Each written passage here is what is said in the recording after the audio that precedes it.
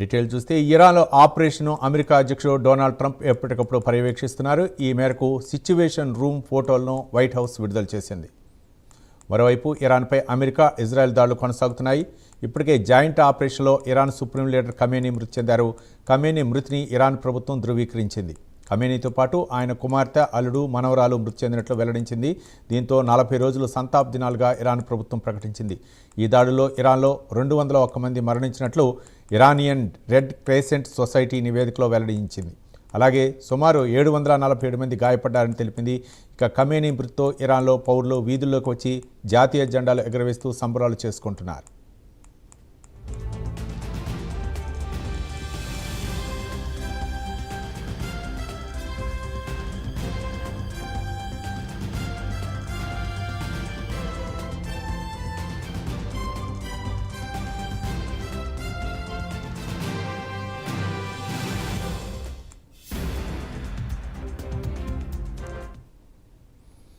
ఇరాన్లో operation America అధ్యక్షుడు Donald Trump ఎప్పటికప్పుడు పర్యవేక్షిస్తున్నారు. ఈ మేరకు సిచ్యువేషన్ రూమ్ ఫోటోలను వైట్ హౌస్ విడుదల చేసింది.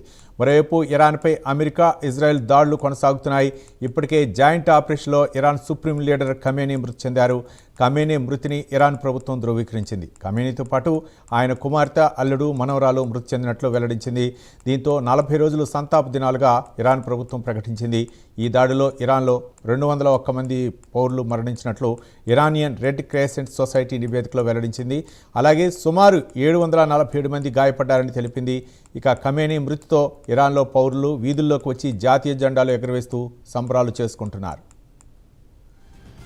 మరిన్ని వివరాలు మా నేషనల్ బ్యూరో చీఫ్ కళ అందిస్తారు. కళ, రవి, దాదాపు ఏదైతే ఖమేనీ మరణించాడు అన్నటువంటి వార్తతో ఒక్కసారిగా కూడా ఇరాన్లో ఒకవైపు సంబరాలు చేసుకునేటటువంటి ఎవరైతే ప్రజల సంఖ్య పెరుగుతూ వస్తుంది అన్నటువంటిది మనం విజువలైజేషన్లో చూస్తున్నటువంటి అంశాన్ని బట్టి చెప్పవచ్చు. ముఖ్యంగా అటు అమెరికాలో కూడా చాలా అంటే ఈ న్యూస్ ఏదైతే అనౌన్స్ కాగానే వెంటనే కూడా అక్కడ కూడా అమెరికాలో కూడా పలు ప్రాంతాల్లో కూడా దీనికి సంబంధించినటువంటిది సెలబ్రేషన్స్లో మునిగిపోయారు అన్నటువంటిది. ఇక్కడ దాదాపు మనకు వైట్ హౌస్ కేంద్రంగా అటు ఖమేనీ మరణించేటటువంటి ఏదైతే టోటల్ ఎంటైర్ అంతా కూడా వైట్ హౌస్లో ఒక స్పెషల్ రూమ్లో, వార్ రూమ్లో కూర్చొని దానికి సంబంధించినటువంటి పూర్తి సమాచారాన్ని ఎప్పటికప్పుడు కూడా రాబడుతున్నటువంటి అమెరికా ఇంటెలిజెన్స్ దీనికి సంబంధించినటువంటి కొన్ని క్లియర్ అయినటువంటి ఇక్కడ మనకు ఫొటోస్ని కూడా రిలీజ్ చేసింది. ముఖ్యంగా దీనికి ఆపరేషన్ ఎపిక్ ఫ్యూరీ అన్నటువంటి నామకరణం కూడా చేశారు. ఇటు అమెరికా, ఇజ్రాయెల్ సంయుక్తంగా చేసినటువంటి ఆపరేషన్ ఇది. ఇందులో చాలా కీలకంగా నిన్నటి నుంచి ఈ రోజటి వరకు జరిగినటువంటి పరిణామాల్లో దాదాపు 4 ప్లేసెస్, చాలా ముఖ్యమైనటువంటి ప్లేసెస్ వాళ్ళు ఐడెంటిఫై చేయడం జరిగింది.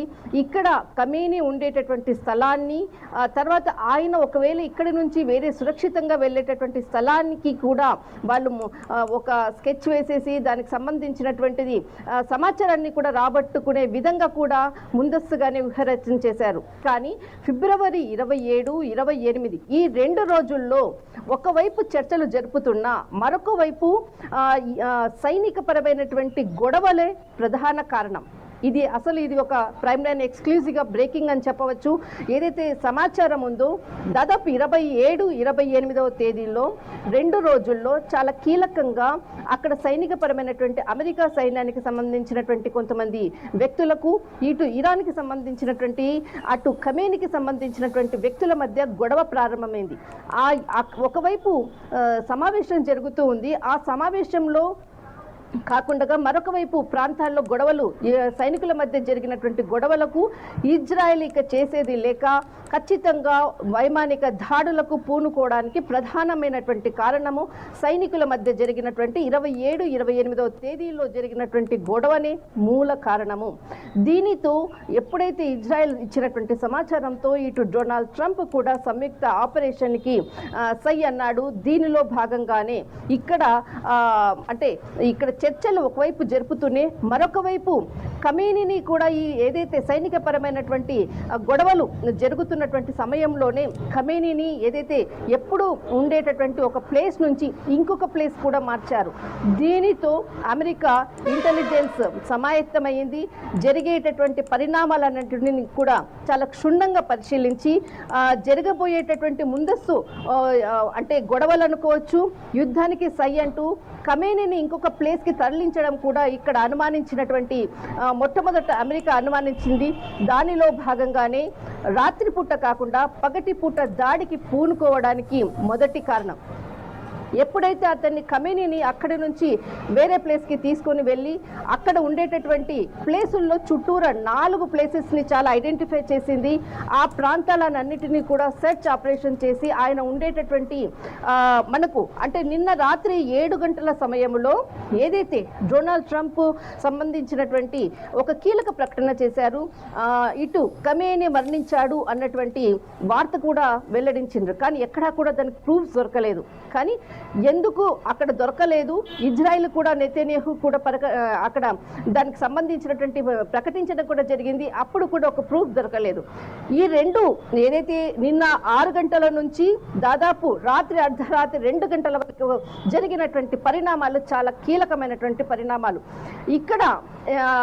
ఇక్కడ ఖమేనీని వేరే ప్లేస్కి తీసుకెళ్లిన తర్వాత అక్కడ 4 ప్లేసెస్ని ఐడెంటిఫై చేశారు.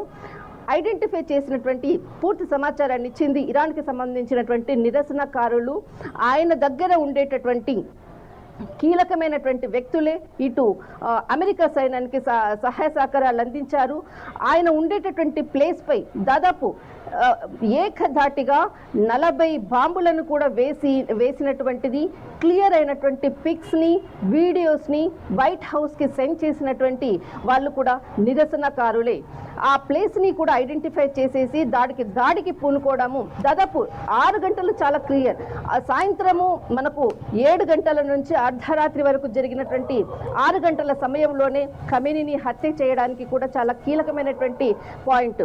కానీ ఖమేనీ ఎక్కడ తగ్గకుండగా ఒక 3 సమావేశాలు నిర్వహించాలి అన్నటువంటిది కూడా ఇంటెలిజెన్స్ సమాచారము. ఆయనకు ఉండేటటువంటి 4 స్థావరాల్లో 3 చోట్ల సమావేశాలు కూడా అర్ధరాత్రి నిర్వహించాడు. దీనికి సంబంధించినటువంటిది ఏదైతే ఆయనకు అతి సన్నిహితులు కూడా కొద్దిసేపటి క్రితంగా ఆయనలో భాగంగా ఉండేటటువంటి వాళ్ళు కూడా దీనికి సంబంధించినటువంటి సమాచారం. ఎందుకంటే మనకు అర్ధరాత్రి 10 గంటల సమయంలో మనం బ్రేకింగ్ ఇచ్చిన సమయంలో కూడా ఇటు ఇరాన్కి సంబంధించినటువంటిది నేత ప్రసంగించబోతున్నాడు అన్నటువంటి వార్త కూడా వచ్చింది. కానీ మరికొద్దిసేపట్లో అన్నారు, మరికొద్దిసేపటి తర్వాత మరికొద్దిసేపట్లో ప్రసంగించబోతున్నారు అని అన్నారు. ఈ సమయమే దాదాపు 7 గంటల నుంచి అర్ధరాత్రి 2 గంటల వరకు జరిగినటువంటి పరిణామాల్లోనే 3 స్థావరాల్లో కీలక సమావేశాన్ని నిర్వహించాలని ఖమేనీ ప్లాన్ చేశారు. దీనిని అమెరికా సైనిక బలము దాదాపు అమెరికాకి ఇంటెలిజెన్స్ సమాచారం అందడంతో అతన్ని ఆ ప్లేస్కి వెళ్ళేటటువంటిది ట్రాక్ చేసి ఆ ప్లేస్ సమావేశం జరిగే చోటనే వీళ్ళు బాంబుల వర్షం కురిపించారు. దానికి సంబంధించినటువంటిది టోటల్ వైట్ హౌస్ నుంచి కూడా డైరెక్ట్గా లైవ్ చూసినటువంటిది డొనాల్డ్ ట్రంప్, తర్వాత ఇజ్రాయెల్కి సంబంధించినటువంటి అధ్యక్షుల కనుసన్నల్లోనే అర్ధరాత్రి ఆయన సమావేశం నిర్వహించే టైంలోనే ఇదంతా కూడా జరిగినటువంటిది. ఊహ్య రచనతోటే ఈ రాత్రి బాంబు దాడిలో ఆయన మృతి చెందారు అన్నటువంటి వార్తను దాదాపు 6 గంటలు చాలా క్రూయల్ టైం, ఆ టైంలోనే జరిగినటువంటి దాడి అని చెప్పవచ్చు. ఆ దాడిలో దాదాపు మనకు 40 మంది అతని దగ్గర ఉండేటటువంటి ముఖ్యమైనటువంటి అధికారులు, తర్వాత మనకు కొడుకు, తర్వాత అంటే ఇక్కడ మనకు కోడలు, తర్వాత అల్లుడు, మనమరాలు, ఇంకొక కోడలు, వారికి కుటుంబ సభ్యులు కూడా మరణించారు అన్నటువంటిది మాత్రము చాలా సమాచారము. కానీ ఒకటి, ఇప్పుడు ఎవరు పరిపాలిస్తారు ముందు ప్రభుత్వాన్ని అన్నటువంటి దాంట్లో ఒక బిగ్ బ్రేకింగ్ అని చెప్పవచ్చు. అసలు ఒక సైనిక పరమైనటువంటి విధంగా కూడా ముందుకు వెళ్ళేటటువంటిది. ఇంకొకటి, ఇక్కడ ఇరాన్ లో కొత్తగా సైనిక అధ్యక్షుడిగా అహ్మద్ వాహిద్ నియామకానికి కూడా డొనాల్డ్ ట్రంప్ అంగీకారం తెలపబోతున్నాడు అన్నటువంటిది ఒక బిగ్ బ్రేకింగ్ అని చెప్పవచ్చు. రైట్ కళ, అంటే ఇప్పుడు మొత్తానికి అమెరికా వచ్చు, ఇజ్రాయెల్ సంయుక్తంగా జరిపినటువంటి ఈ యొక్క దాడిలో ముఖ్యంగా ఖచ్చిత తత్వంతోనే అంటే ఖమేనీని అంతం చేశారనుకోవచ్చు. గతంలో కూడా మనం చూసాం ఒసామా బిన్ లాడెన్ కూడా అంతం చేసినటువంటి విషయంలో కూడా అమెరికా అయితే మాత్రం పక్కన అనుచరుల యొక్క సమాచారంతో వాళ్ళకి అంటే మనం వాళ్ళని మట్టిపెట్టినటువంటి సందర్భాన్ని చూసాం. ఇప్పుడు ఖమేనీని కూడా అంతే ఖచ్చితత్వంతో ఆయన ఎక్కడైతే ఉన్నారో స్థావరాలను గుర్తించి పక్కా వ్యూహంతో ఈ దాడి జరిపారనుకోవచ్చా? మరోపక్క ఖమేనీ మృతితో యుద్ధం చాలా వరకు ముగింపు పలికిందనుకోవచ్చా, లేకపోతే ఇంకా ఆ యుద్ధం ఎన్ని రోజులు కొనసాగే అవకాశాలు ఉన్నాయి అనుకోవచ్చు కళ? ఖచ్చితంగా రవి, ఏదైతే సైనిక పరమైనటువంటి నూతన అధ్యక్షునికి పరంగా ఒక కీలకమైనటువంటి వ్యక్తికి, డొనాల్డ్ ట్రంప్ కనిసన్నెల్లో ఉండేటటువంటి వ్యక్తికే పదవీ బాధ్యతలు కట్టబెట్టబోతున్నారు. ప్రైమ్ లైన్ బ్రేకింగ్ అని చెప్పవచ్చు. ఇది మనకు సైనిక అధ్యక్షుడిగా అహ్మద్ వాహిద్ ఒక నూతన సైన్య అధ్యక్షుడిగా నియమించబడుతున్నారు. ఒకవైపు ఏదైతే అమెరికాకు ముఖ్యంగా ఇరాన్లో ఉండేటటువంటి అణ్వాయుధాన్ని పెంచే విధంగా, అణ్వాయుధాన్ని తయారు చేయకుండా ఉండే విధంగా ఇరాన్ ఎప్పుడు అలాగే ఉండాలన్నటువంటిది అమెరికా కోరిక కూడా అదే. అందులోనే భాగంగానే ఇరాన్ కి సంబంధించినటువంటి ఆ అణు ఆయుధాల స్థావరాలపై కూడా చాలా కీలకంగా కూడా దాదాపు 2 రోజుల నుంచి కూడా చాలా కీలకమైనటువంటి దాడులు చేసింది. ఇందులో ముఖ్యంగా మనకు వచ్చేసేసి తబ్రీజ్, ఇది చాలా క్షిపణిది, అంటే వైమానిక పరమైనటువంటి క్షిపణులకు దాడి అంటే తయారు చేసేటటువంటిది మనకు చాలా కీలకమైనటువంటి ప్రాంతము.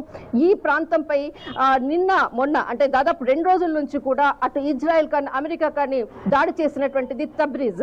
మరొకటి బుషెహర్, ఇది ఒక ఓడరేవు, అంటే చాలా ఫేమస్, అంటే ఇరాన్కి ఒక ఆయుపట్టు, తర్వాత ఒక సహజ వనరుగా ఉండేటటువంటిది. ముఖ్యంగా వారికి యుద్ధ నౌకలకు అనుకోవచ్చు, ఇటు మనకు ముడి చమురు వెళ్ళేటటువంటిది అనుకోవచ్చు కూడా ఓడరేవు మనకు బుషెహర్, ఇది చాలా కీలక ప్రాంతం. ఈ ప్రాంతంపై కూడా అమెరికా దాడికి అసలు వైమానిక దాడులతో అక్కడంతా కూడా దద్దరిల్లినటువంటి ప్లేస్. మరొకటి కోమ్, తర్వాత కరాచు, తర్వాత కెర్మాన్ షా, ఈ ప్రాంతాలే 2 రోజుల నుంచి కూడా ఇటు అంటే ఇందులో ఇంకొకటి ఇస్ఫహాన్ అనేది మనకు తయారు చేసేటటువంటి అణు కేంద్రం. ఈ ప్రాంతం పైనే పట్టు సాధించి ఆ ప్రాంతాన్ని ఆక్యుపై చేసుకోవడం, అంటే అణు ఉత్పాదకత అనుకోవచ్చు, అణు కేంద్రాలకు సంబంధించినటువంటి పూర్తి మనకు ఉండేటటువంటిది ఇస్ఫహాన్. ఈ ప్రాంతాన్ని కూడా అమెరికా స్వాధీనం చేసుకోవాలి. అణు తయారీ కేంద్రం కూడా ఇది ప్రాంతాన్ని. ఈ 4 ప్రాంతాలపై ఫోకస్ చేసి వాటిని ఇక్కడ మనకు వైమానిక దాడులకు కూడా చాలా కీలకంగా దాడులు చేసి ఇక్కడ చెల్లాచెదురు చేసినటువంటి ప్లేస్ కూడా ఇది. ఇప్పుడు ఈ ప్రాంతాలన్నిటితో పాటు ఏదైతే కీలకంగా ఇరాన్కి తన చెప్పు చేతుల్లో ఉండే విధంగా కూడా డొనాల్డ్ ట్రంప్ చాలా తనకు కనుసన్నుల్లో ఉండేటటువంటిది, అటు ఇజ్రాయెల్కి కూడా సంయుక్తంగా ఉండేటటువంటి ఒక కీలక వ్యక్తికి బాధ్యతలు అప్పగించబోతున్నారు. అహ్మద్ వాహిద్, అతని పేరు ప్రకటించడానికి కూడా అవకాశం ఉంది. ఇక్కడ మనకు ఇరాన్కి సంబంధించినటువంటి ఎవరైతే ఖమేనీ హత్యానంతరము ఆయన కుటుంబ సభ్యులు, ఆయన అనుచరులు కూడా అందరూ కూడా ఇప్పుడు ప్రస్తుతము నిశ్శబ్ద వాతావరణంలో ఉన్నారు. దాదాపు 40 రోజుల సంతాప దినాలు ప్రకటించారు. కానీ అనంతరం కూడా జరిగే పరిణామాలు అనుకోవచ్చు. అటు ఖమేనీకి కూడా చాలా మంది ఇక్కడ మద్దతుదారులు ఉన్నారు ఇరాన్లో, కానీ ఇక్కడ నిరసనకారుల సంఖ్య కూడా చాలా ఎక్కువగా ఉంది. వీటన్నిటినీ కూడా అణిచివేత ధోరణిలో డొనాల్డ్ ట్రంప్ తీసుకునేటటువంటి సైనిక పరమైనటువంటి చర్యలు ఒకవైపు ఖచ్చితంగా ఉంటుంది. దీనికి సంబంధించినటువంటిది మరొక కీలక సమావేశం అటు ఇజ్రాయెల్ నేతన్యాహుతో పాటు కూడా ఇటు ఇతర దేశాలతో కూడా కలిసి ఒక కీలక సమావేశాన్ని ఏర్పాటు చేసి ఒక బిగ్ అనౌన్స్మెంట్ ఖచ్చితంగా డొనాల్డ్ ట్రంప్ ప్రకటించేటటువంటి అవకాశం ఉంది. రైట్, థ్యాంక్ యూ కళ.